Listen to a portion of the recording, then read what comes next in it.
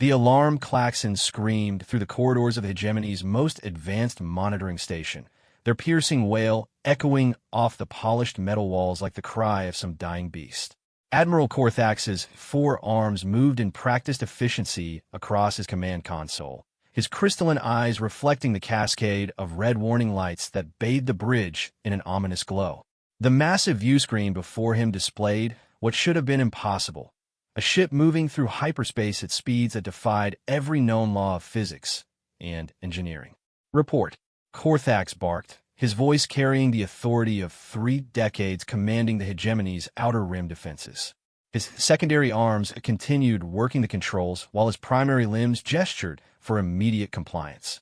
Subcommander Velthak, a young Zephyrian with scales that shifted from blue to silver when stressed, hunched over her sensor array. Her normally steady voice wavered as she spoke. "Sir, we detected the anomaly 17 minutes ago in Sector 77 Alpha. Initial readings suggested a sensor malfunction, but..." She paused, her scales now a brilliant silver that caught the emergency lighting. "Sir, the readings are consistent across all our monitoring stations." Korthax felt his throat sacs inflate slightly, a biological response to stress that he'd learned to control during his military career. The hegemony had ruled this sector of the galaxy for over 2 millennia, their technology and military might unchallenged by any known civilization. They had cataloged every ship design, every propulsion system, every species capable of interstellar travel within 1,000 light-years of their borders. Nothing moved through their space without their knowledge and permission. "Display the sensor data," he commanded, his 4 eyes focusing on different sections of the incoming information stream. The main screen shifted to show a 3-dimensional representation of local space. Hyperspace lanes appeared as glowing blue tunnels, the normal routes used by all spacefaring civilizations. Trade ships moved along these predetermined paths like blood cells through arteries, their progress slow and predictable. But their cutting through space like a blade through silk was something else entirely. The unknown vessel appeared as a golden dot moving along a trajectory that should have been impossible. It wasn't following any of the established hyperspace lanes.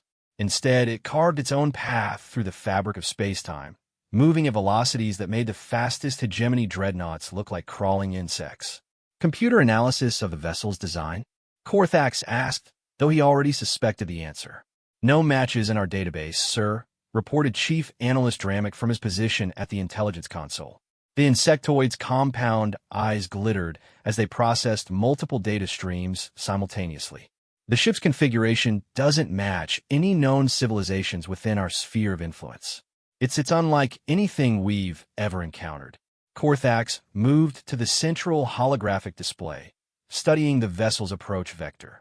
His tactical mind, honed by decades of military experience, began calculating possibilities. Estimated time to the border of hegemony space? At current velocity, 14 hours and 37 minutes, sir. The Admiral's throat sacs deflated as he processed this information. 14 hours to prepare for contact with an unknown entity possessing technology that surpassed their own. In the history of the hegemony, such a scenario had been theoretical at best. They were the apex predators of this region of space, the undisputed masters of stellar civilization. "Sir," Velthak's voice carried a new note of alarm. "The vessel's energy signature is unusual. Our sensors are detecting power readings that exceed our most optimistic projections for theoretical maximum output." "Impossible," muttered technical specialist Gromax from his engineering station. The Thraxian's 4 mandibles clicked nervously as he reviewed the data. No known power source could generate those readings without creating gravitational anomalies that would tear a ship apart. But even as Gromax spoke, the sensor readings remained consistent. The unknown vessel continued its impossible journey, its energy output remaining stable at levels that challenged everything the hegemony understood about physics and engineering. Korthax activated the secure communication channel to Hegemony's Central Command. The massive space station that served as the military and political heart of their civilization was located 3 systems away, but quantum entanglement communication would ensure instantaneous contact. This is Admiral Korthax at Monitoring Station Epsilon 7 requesting immediate priority connection with Fleet Command.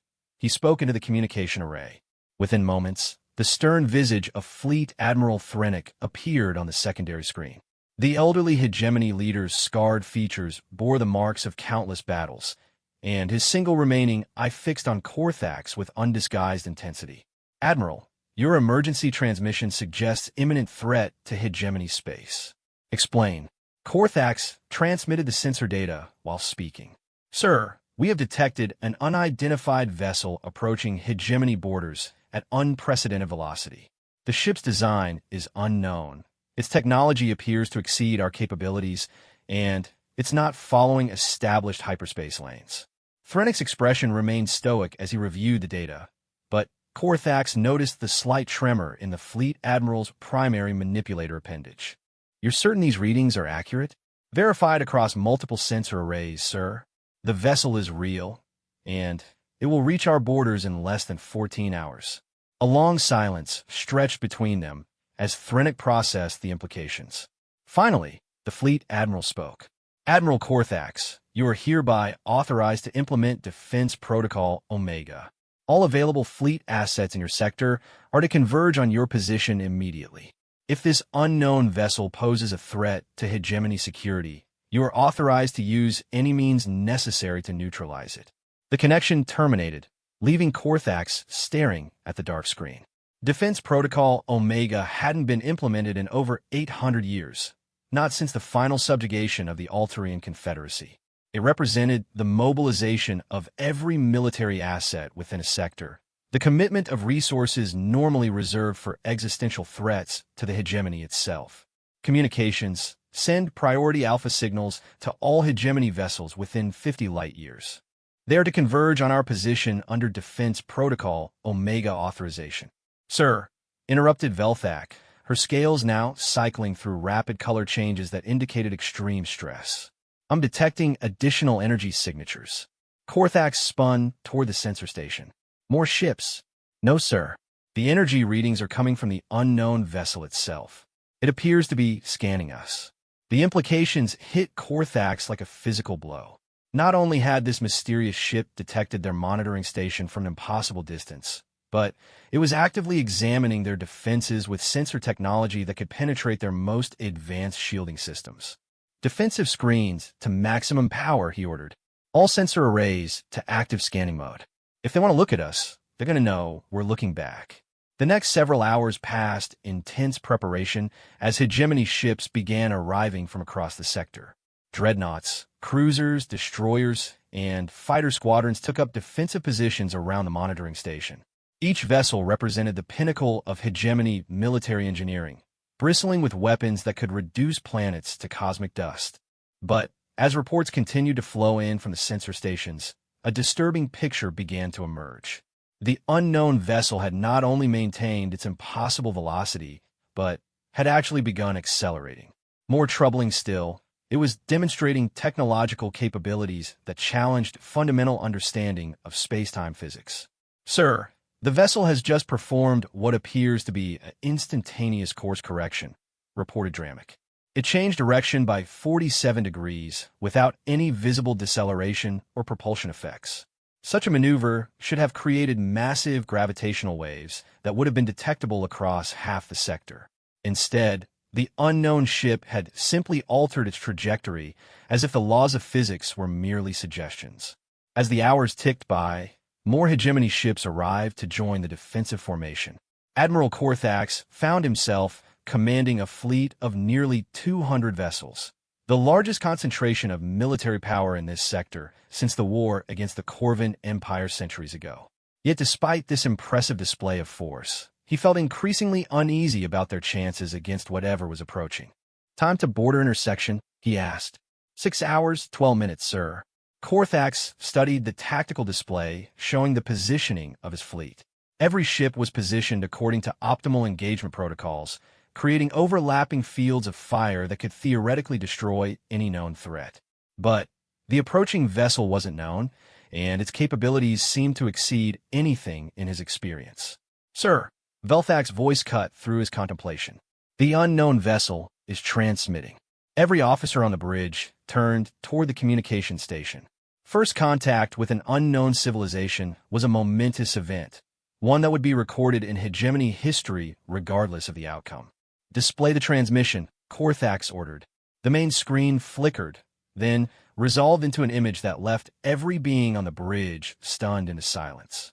The transmission showed the interior of what was clearly the unknown vessel's bridge, but it was unlike anything they had ever seen. Instead of the multiple-limbed, exotic species that populated known space, the crew appeared to be bipedal humanoids with smooth, pale skin and only 4 limbs total. But it was their eyes that captured Korthax's attention. These beings possessed only 2 eyes, positioned front-facing like predators, and they held an intelligence that seemed to pierce through the transmission itself. The being at the center of the screen stepped forward, and when it spoke, the words were transmitted in perfect hegemony standard, despite the fact that no contact had been established to provide translation protocols.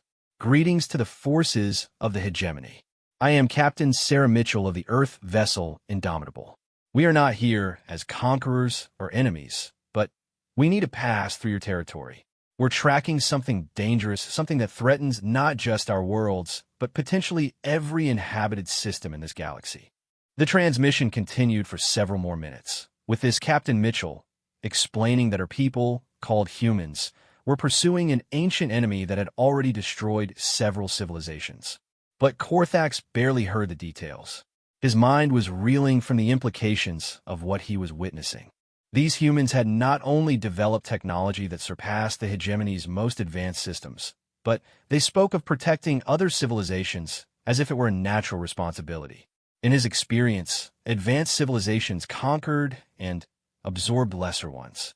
It was the natural order of the galaxy. Yet these humans spoke of protection and cooperation as if such concepts were obvious truths. When the transmission ended, the bridge remained silent for long moments. Finally, Dramek spoke in a voice barely above a whisper. "Sir, their ship just accelerated again.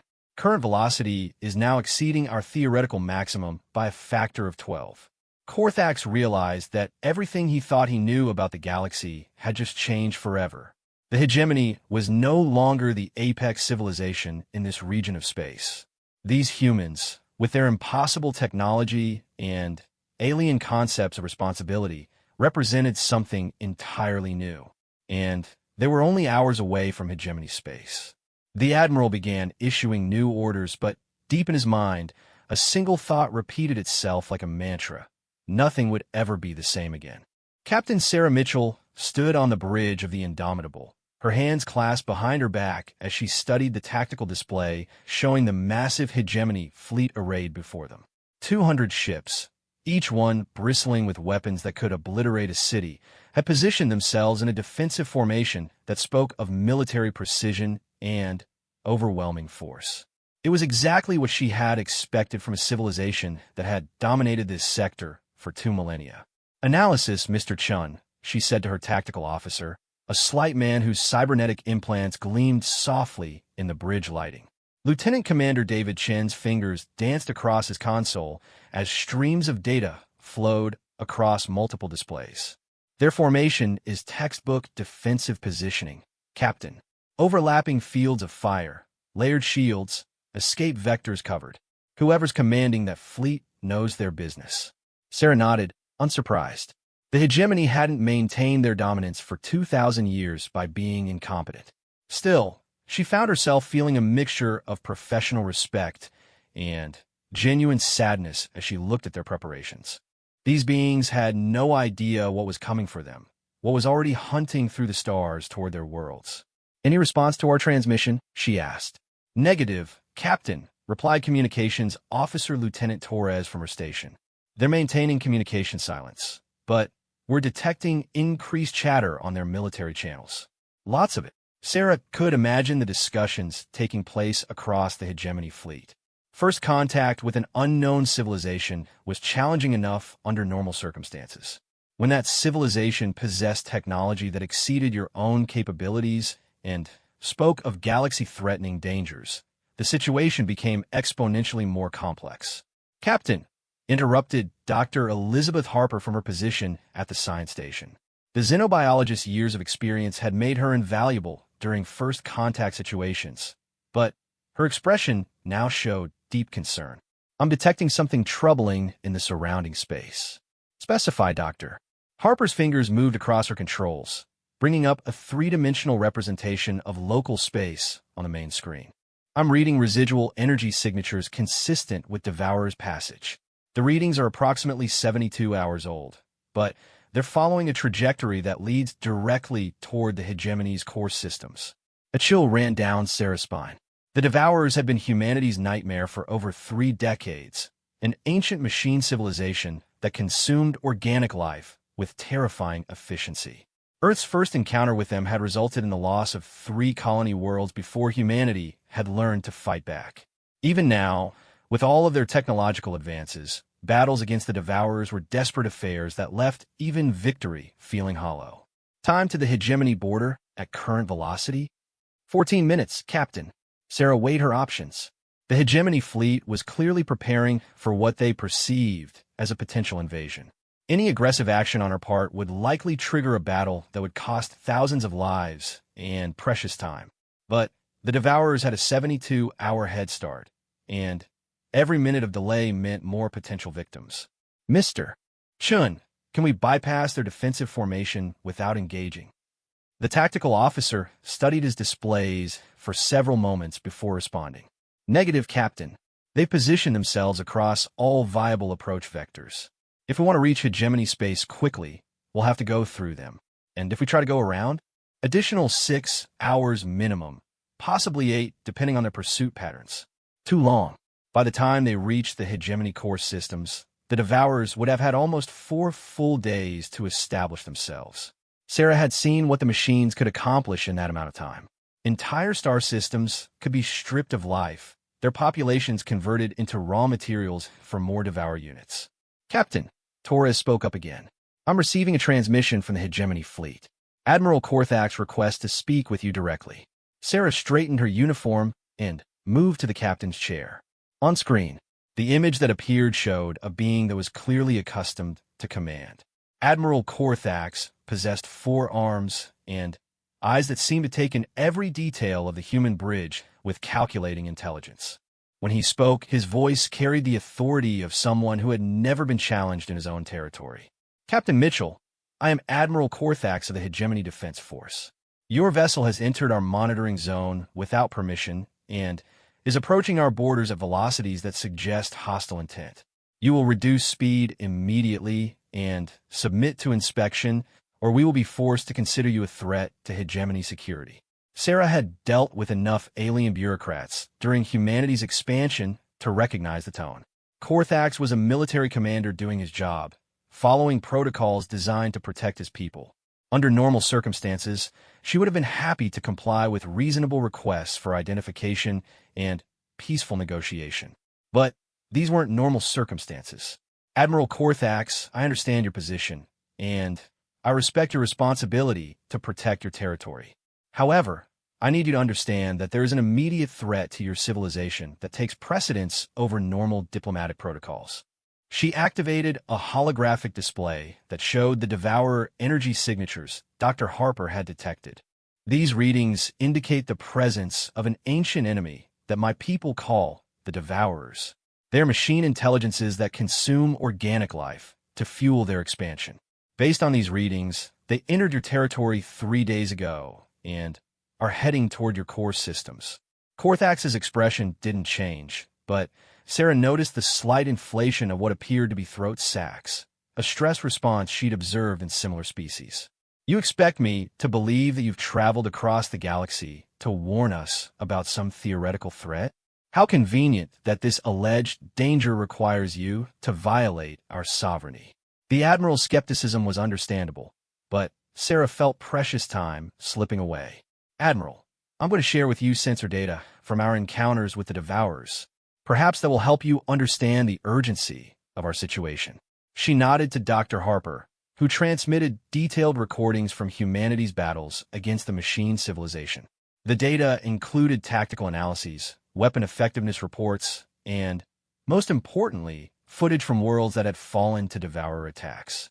Sarah watched Korthax's expression change as he reviewed the information. The clinical efficiency with which the Devourers processed organic life was horrifying to witness, even in sensor recordings. Entire cities converted to raw materials in hours, populations processed into component molecules with mechanical precision. This appears to be authentic, Korthax said after several minutes of review. But how do we know you're not responsible for these attacks? Your technology clearly exceeds our own. It was a fair question, one that Sarah had encountered before when trying to warn other civilizations. Admiral, if we wanted to conquer your territory, would we announce ourselves and provide you with detailed tactical information about our capabilities? Will we give you time to assemble a defensive fleet? Before Korthax could respond, alarms began sounding on both ships. Dr. Harper's voice cut through the noise with urgent precision. Captain, I'm detecting massive energy signatures emerging from hyperspace. Distance, 47 light-years, and closing fast.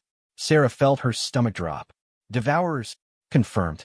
Multiple contacts, large formation. They're moving directly toward the hegemony core systems. The main screen shifted to show the new sensor contacts, and Sarah heard what sounded like a sharp intake of breath from Admiral Korthax's transmission. The Devourer fleet appeared as a spreading wave of red contacts, hundreds of ships moving in perfect coordination toward the heart of hegemony space. How many? Sarah asked, though she dreaded the answer. Initial count shows approximately 800 contacts, but more still emerging from hyperspace. Captain, this is the largest Devourer fleet we've ever encountered. Admiral Korthax's image flickered as his own sensors confirmed the readings. When he spoke again, his voice carried a new understanding of the situation's gravity. Captain Mitchell, assuming your information is accurate, what do you propose we do about this threat? Sarah stood up, feeling the weight of responsibility settle on her shoulders. Admiral, my ship alone cannot stop a fleet that size. But if we work together, if we combine your numbers with our technology, we might have a chance. You're suggesting a military alliance between our civilizations based on a few minutes of conversation? I'm suggesting that unless we act immediately, both our civilizations may cease to exist within the next few days. The transmission fell silent as Korthax presumably discussed the situation with his staff. Sarah used the time to review their tactical options, none of which looked promising. The Indomitable was one of humanity's most advanced ships, equipped with weapons and defenses that had been refined through decades of fighting the Devourers. But even her capabilities had limits, and 800 Devourer ships exceeded those limits by a considerable margin. Captain, Chen reported from the tactical station, the Devourer fleet is maintaining course toward the hegemony core systems. At their current velocity, they'll reach the outer colonies in approximately 18 hours. 18 hours to organize a defense against the largest Devourer fleet ever recorded. Sarah had faced impossible odds before, but this situation pushed the boundaries of even her considerable optimism. Admiral Korthax's image reappeared on the screen. Captain Mitchell, I've consulted with my staff and with Fleet Command. We're prepared to discuss a temporary military cooperation, but we need guarantees regarding your intentions in our territory. Admiral, I give you my word as a Starfleet officer that humanity has no territorial ambitions in this region. We're here solely to stop the Devourers. Once the threat is eliminated, we'll withdraw to our own space. Your word, Korthax repeated as if testing the concept. In hegemony culture, such personal guarantees carry significant weight. But your people are unknown to us. How can we trust the word of someone whose species we've never encountered? Sarah understood his dilemma. Trust required time to build, a luxury they didn't possess. Admiral, in approximately 17.5 hours, the Devourers will begin their assault on your outer colonies. You can spend that time debating whether to trust us, or you can spend it preparing to fight for the survival of your civilization. The choice is yours. The Admiral's throat sacs deflated slightly as he processed her words. Very well, Captain Mitchell. I'm authorizing you to pass through our defensive perimeter, but you will be accompanied by an escort fleet, and any hostile action will result in immediate retaliation. Understood, Admiral. And thank you. As the Indomitable moved forward, escorted by a squadron of hegemony cruisers, Sarah felt a mixture of relief and apprehension. They had cleared the first hurdle in building an alliance against the Devourers, but the real challenges lay ahead. Somehow, they needed to coordinate two entirely different military forces with incompatible technologies and tactics into an effective fighting unit, all while racing against time to prevent the annihilation of an entire civilization. The next few hours would determine whether this first contact between humanity and the hegemony would be remembered as the beginning of a great alliance, or as the final chapter in both civilizations' histories. The war room aboard Hegemony Command Station Central buzzed with activity as military officials from across the Empire gathered via quantum communication links.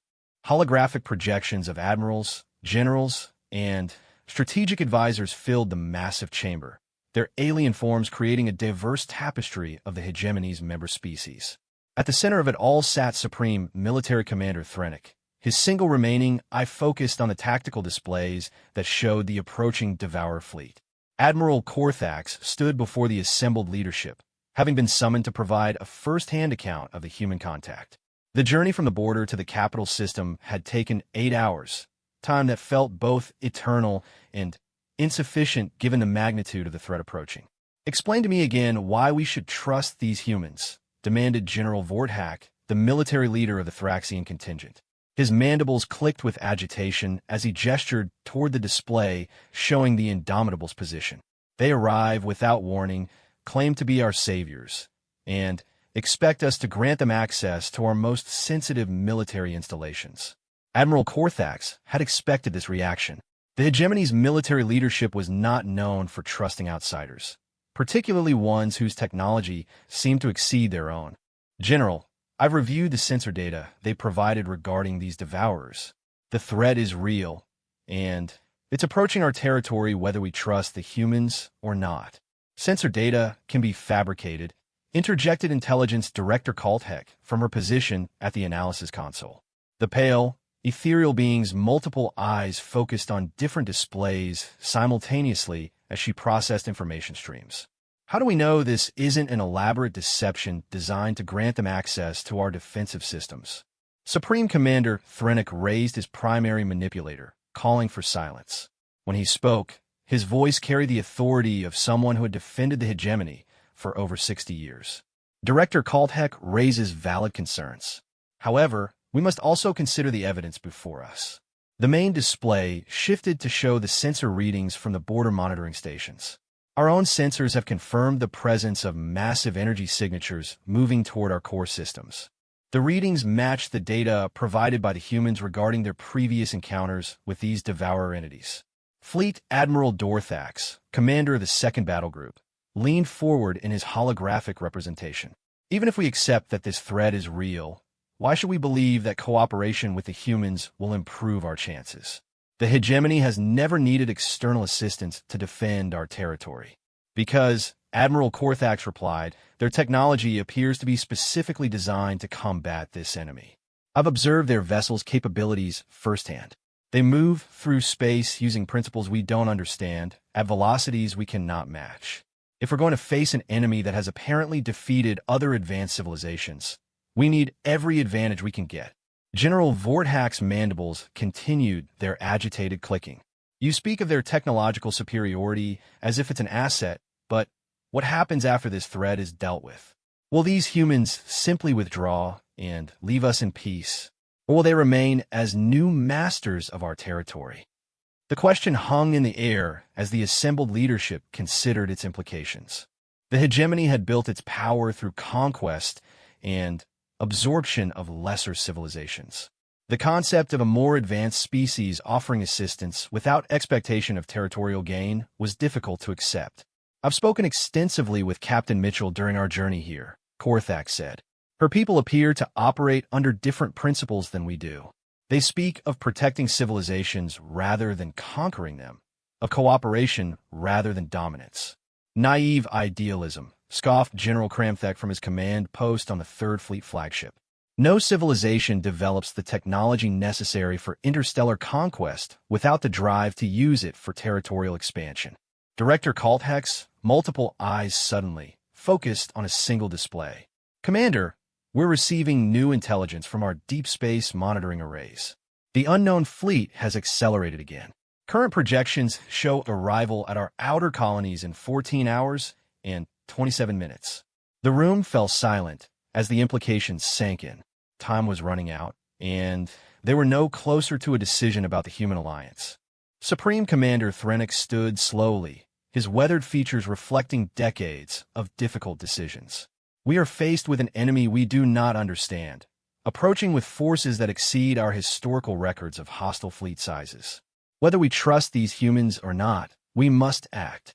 He activated the Central Command Interface, bringing up a strategic map of the hegemony's outer territories.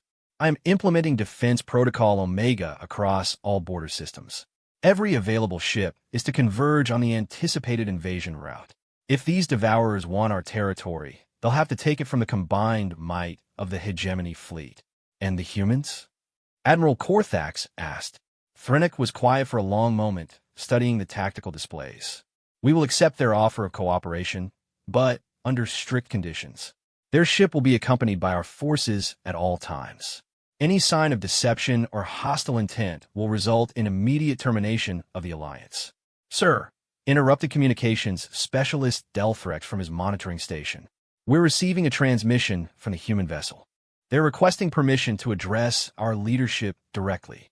The Supreme Commander's single eye fixed on the communication panel. Put them through.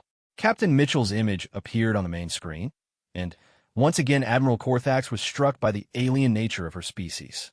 Two eyes, positioned like a predator's, yet showing intelligence and what appeared to be genuine concern. She stood on what was clearly a military bridge, but the atmosphere seemed somehow less rigid than hegemony command structures. Supreme Commander Threnix, I'm Captain Sarah Mitchell of the Earth vessel Indomitable. Admiral Korthax has briefed me on your defensive preparations, and I appreciate your willingness to consider cooperation against the Devourer threat. Threnix's response was carefully measured. Captain Mitchell, we are prepared to discuss tactical coordination, but we require certain assurances regarding your intentions in our territory. I understand your concerns, Commander. Let me be direct. Humanity has no interest in conquering or occupying hegemony space. We're here because the Devourers represent a threat to all organic life in this galaxy. Once they're stopped, we'll return to our own territory. General Vorthak leaned forward.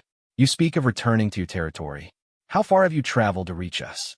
How large is this human empire that can spare advanced vessels for missions across the galaxy? Sarah's expression became somewhat guarded. General, humanity controls approximately 200 systems in a region about 800 light-years from here.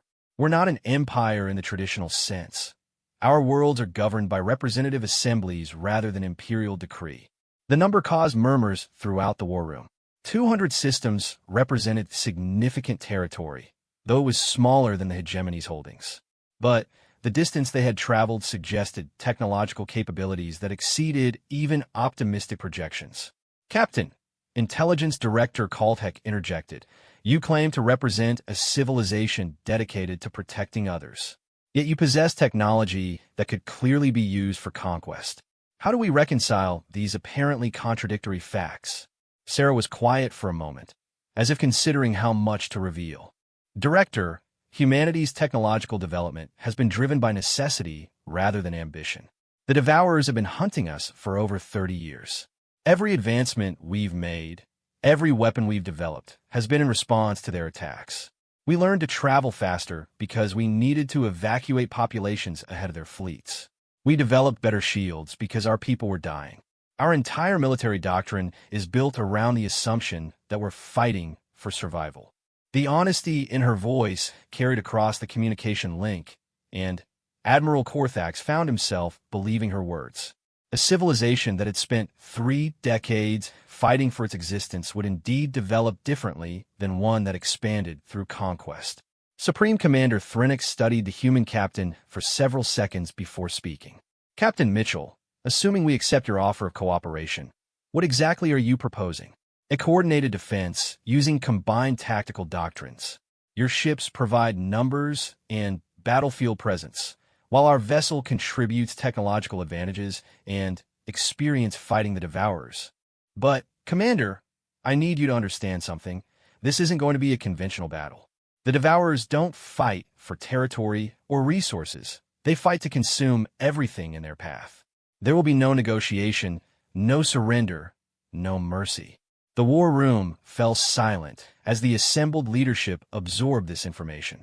Military conflicts in the hegemony's experience typically ended with negotiated settlements or conditional surrenders.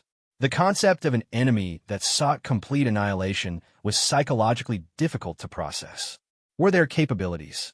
Fleet Admiral Dorthax asked. Sarah's image was replaced by tactical data showing Devourer ship designs and weapon systems.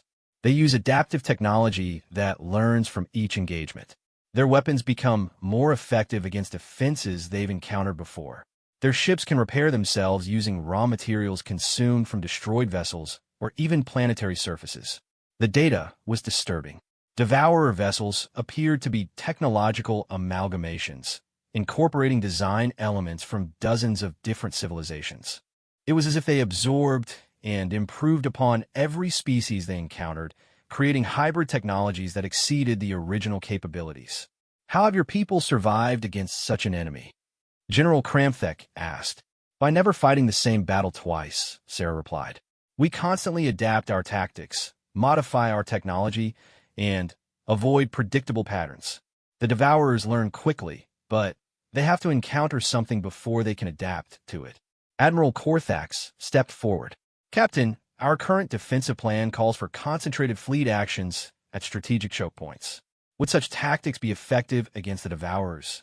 Sarah's expression became grim. Admiral, mass fleet actions are exactly what the Devourers want. They excel at analyzing and countering coordinated attacks.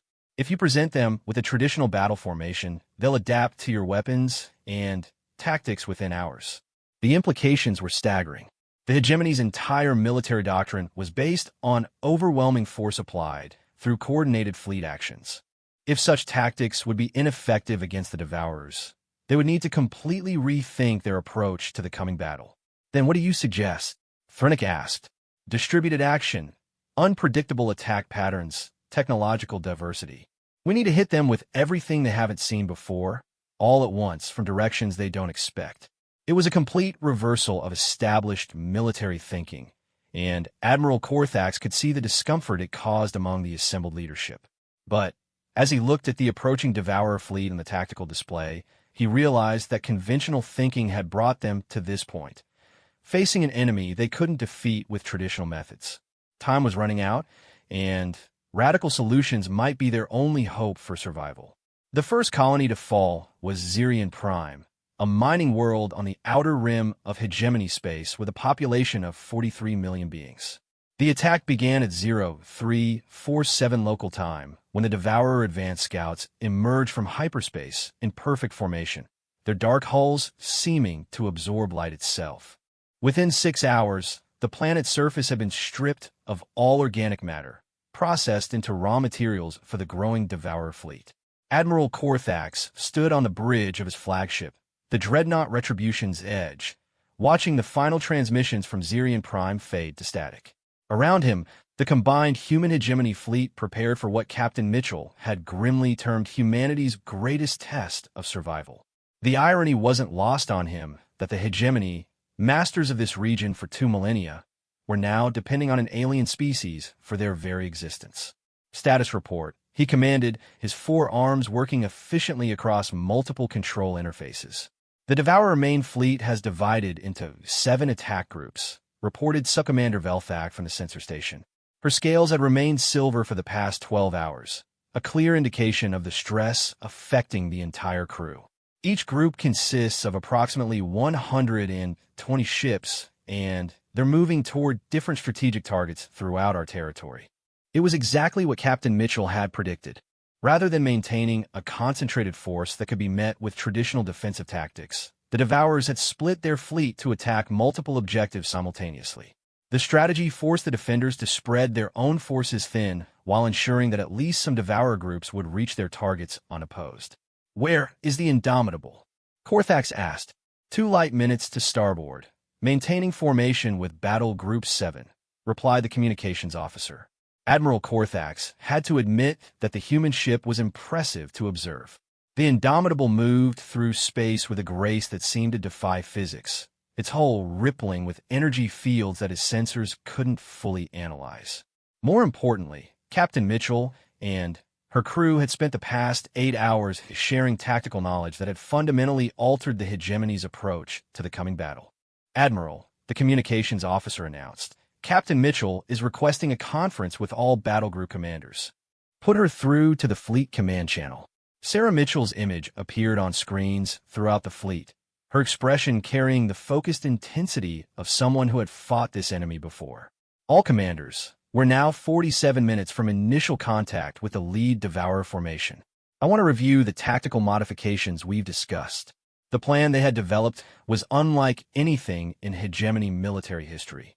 Instead of the traditional coordinated fleet actions that had dominated their conflicts for centuries, they would employ what Captain Mitchell called adaptive swarm tactics.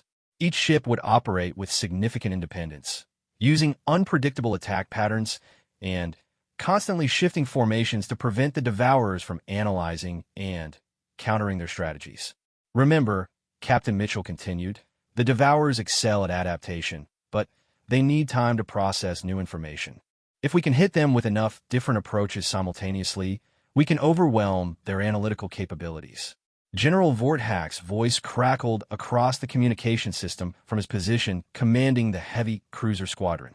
Captain Mitchell, our crews have trained for coordinated actions their entire careers. You're asking them to abandon everything they know about fleet combat. General, I understand that this is difficult, but I've fought the Devourers for 3 decades, and I've seen what happens to fleets that use conventional tactics. They get systematically destroyed as the enemy adapts to their patterns. Admiral Dorthax, commanding Battle Group 3, added his concerns. Captain, without coordinated fire patterns, our larger vessels will be vulnerable to concentrated attack, which is why we're implementing the shield-sharing protocols I've transmitted to your engineers. Your ship's defensive systems are actually more robust than ours in some ways. By networking them together using our technology, we can create overlapping protection fields that will be much harder for the Devourers to penetrate. It was true.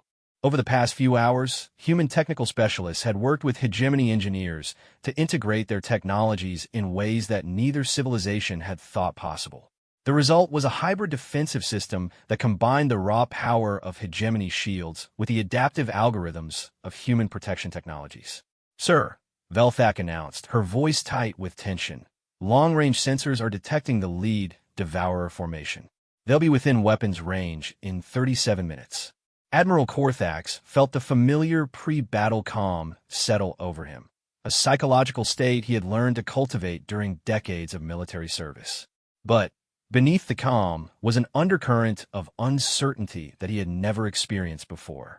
Everything about this battle would be different from his previous experience. All ships, this is Admiral Korthax. Execute formation dispersal pattern Alpha 7. Maintain communication links, but operate under individual command authority. Across the fleet, 237 hegemony vessels began spreading into a loose formation that covered thousands of cubic kilometers of space. It felt wrong to every military instinct Korthax possessed, but he had learned to trust Captain Mitchell's expertise regarding the Devourer threat. Captain Mitchell, he said, opening a direct channel to the Indomitable. Are your people ready for this? Sarah's response carried a mixture of determination and grim understanding. Admiral, my people have been ready for this fight for 30 years. The question is whether we're ready enough. The next 20 minutes passed with agonizing slowness as final preparations were completed. Weapon systems were charged, shield generators brought to full power, and communication networks tested and retested. But perhaps most importantly, the crews of both civilizations tried to prepare mentally for an enemy unlike anything they had faced before. Contact! Velthak's voice cut through the bridge activity. Devourer formation dropping out of hyperspace, bearing 27 Mark IV. Distance, 15 light minutes, and closing fast. The main tactical display shifted to show the approaching enemy fleet. Admiral Korthax studied the formation with the eye of an experienced military commander, looking for patterns or weaknesses he could exploit. What he saw instead was a level of coordination that bordered on supernatural. The Devourer's ships moved in perfect harmony, their formations flowing like liquid while maintaining optimal positioning for both offense and defense. Each vessel was different from its companions, apparently constructed from technology absorbed from conquered civilizations, yet they functioned as components of a larger organism. "My God," whispered Dr. Harper's voice from the Indomitable's communication channel. "Admiral, are you seeing the energy signatures from those ships?" "Confirmed, Doctor. What are your readings?" "They're not just using technology from different species, they're somehow integrating it at the quantum level. Each ship is a hybrid of dozens of different technological approaches, optimized for maximum efficiency." The implications were staggering. The Devourers hadn't simply stolen technology from their victims. They had somehow merged different scientific principles into unified systems that exceeded the capabilities of the original designs. "Distance to contact?" Admiral Korthax asked. 8 light minutes and closing. They'll be in weapons range in 4 minutes and 30 seconds. Admiral Korthax opened the fleet command channel. "All ships, prepare to engage the enemy. Remember your training, trust your commanders, and fight for the survival of our civilization." But even as he spoke the traditional words of encouragement, Korthax wondered if courage and determination would be enough against an enemy that had evolved beyond conventional military thinking. "Sir," Velthak reported, "the Devourers are beginning to accelerate. They're not following any predictable approach pattern." On the display, the enemy formation suddenly shifted, individual ships breaking away to attack from multiple vectors simultaneously. It was as if they had instantaneously analyzed the defensive formation and identified the optimal approach for defeating it. "All ships, execute evasive pattern Delta," Admiral Korthax commanded. "Do not present the enemy with predictable targets." The combined fleet began its own dispersal, ships moving in seemingly random directions while maintaining just enough coordination to avoid colliding with each other. It felt chaotic, undisciplined, completely contrary to everything Korthax had learned about fleet tactics. "First Devourer group entering weapons range," reported the tactical officer. "Captain Mitchell," Admiral Korthax said into the communication system, "you have operational command. Show us how to fight your war." Sarah's voice came back immediately, carrying the confidence of someone who had survived countless battles against this enemy. "All ships, weapons free. Engage targets of opportunity using randomized attack patterns. Remember, unpredictability is our greatest weapon." The battle for the survival of 2 civilizations was about to begin. Space erupted in brilliant flashes of energy as the combined fleet opened fire on the approaching Devourers. Hegemony plasma cannons discharged massive bolts of superheated matter, while human energy weapons cut through the darkness with beams of coherent light that seemed to bend space itself. The Devourers responded with weapons that defied classification, some firing projectiles that seemed to exist partially outside normal space-time, others generating energy fields that caused reality itself to ripple and distort. Their return fire was devastatingly accurate, seeking out weak points in the defenders' shields with surgical precision. But something unexpected happened in those first minutes of combat. The chaotic, unpredictable nature of the combined fleet's assault seemed to confuse the Devourer targeting systems. Ships that should have been destroyed continued fighting, protected by shield networks that shifted and adapted faster than the enemy could analyze them. Admiral Korthax watched as a formation of hegemony destroyers worked in coordination with the Indomitable, their combined fire overwhelming a Devourer heavy cruiser's defenses. It was unlike any battle he had ever witnessed, but it was working. "Sir," Velthak called out with excitement in her voice, "we're detecting system failures in multiple Devourer vessels. Their adaptation protocols appear to be overwhelmed by the variety of tactics being employed against them." For the first time since detecting the approaching fleet, Admiral Korthax allowed himself to feel a spark of hope. Perhaps Captain Mitchell was right. Perhaps unpredictability really was the key to defeating an enemy that had adapted to overcome every conventional defense. But the battle was far from over, and the Devourers were already beginning to adjust their tactics in response to the unexpected resistance they were encountering. The battle had raged for 18 hours, and space around the hegemony's Kethra system was littered with the debris of both civilizations' finest warships. Admiral Korthax stood on the bridge of his battered flagship, watching as Captain Mitchell's impossible vessel danced between devourer formations like a predator among prey. The Indomitable's hull blazed with energy as it unleashed weapons that seemed to rewrite the laws of physics with each discharge. Status report, Korthax commanded, his voice hoarse from hours of continuous battle coordination. Fleet strength is down to 67%, Subcommander Velthak reported. Her scales had shifted through so many stress colors during the battle that they now showed an exhausted gray.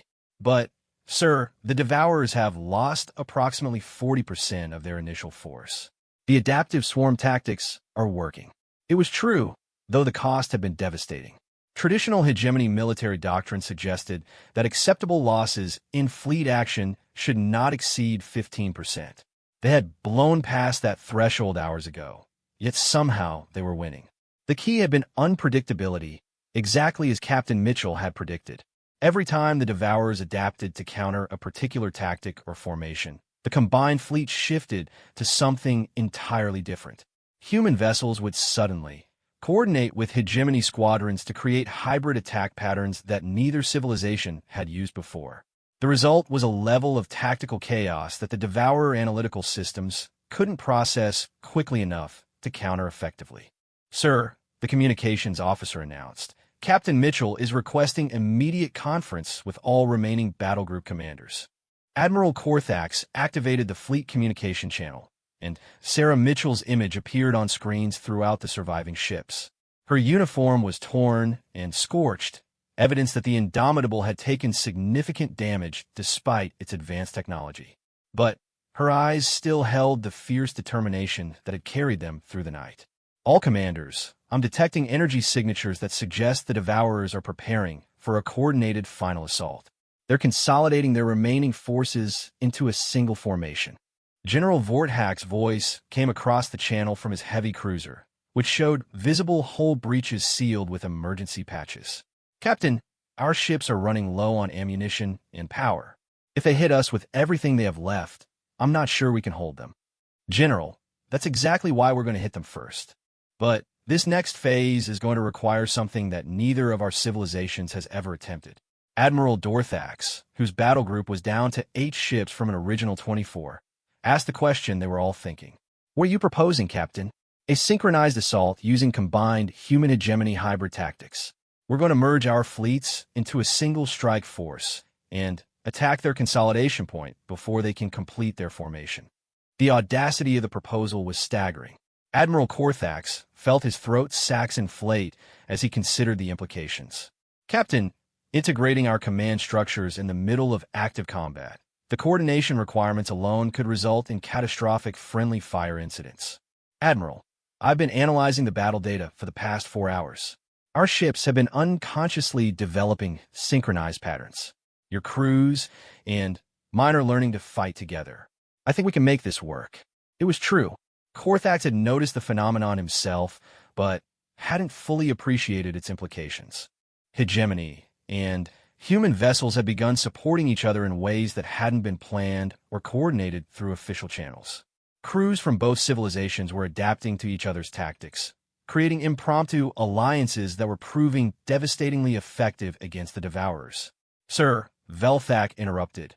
Long-range sensors show the Devourer consolidation is nearly complete. If we're going to act, it needs to be now. Admiral Korthax looked around his bridge at the faces of officers who had served with him for decades. They were exhausted, battered, pushed far beyond the limits of normal endurance. But they were also alive when by all rights they should have been dead hours ago. The partnership with the humans had kept them in the fight when conventional tactics would have led to annihilation. Captain Mitchell, he said, what do you need from us? I need your fleet to form up behind the Indomitable. We're going to punch through their defensive perimeter using our ship as a spearhead, then disperse for individual target engagement once we're inside their formation. The plan violated every principle of safe military engagement. Following an unknown vessel into the heart of enemy formations was the kind of desperate gamble that ended military careers. But desperate times required desperate measures. All hegemony vessels, Admiral Korthax announced across the fleet channel. Form up behind the human vessel. We're going to trust our new allies to lead us into battle one more time. The response was immediate. Despite their exhaustion and the unconventional nature of the order, the surviving hegemony ships began moving into formation behind the Indomitable. Admiral Korthax felt a surge of pride in his crew's professionalism and adaptability. Admiral, Captain Mitchell's voice came directly to him. I want you to know that it's been an honor fighting alongside your people. Win or lose, this alliance has been extraordinary. The honor has been ours, Captain. Now show us how humans finish a fight. The Indomitable began accelerating toward the Devourer consolidation point, its escort of hegemony vessels following in close formation. Admiral Korthax watched the tactical display as their combined formation approached the largest concentration of enemy ships they had yet encountered.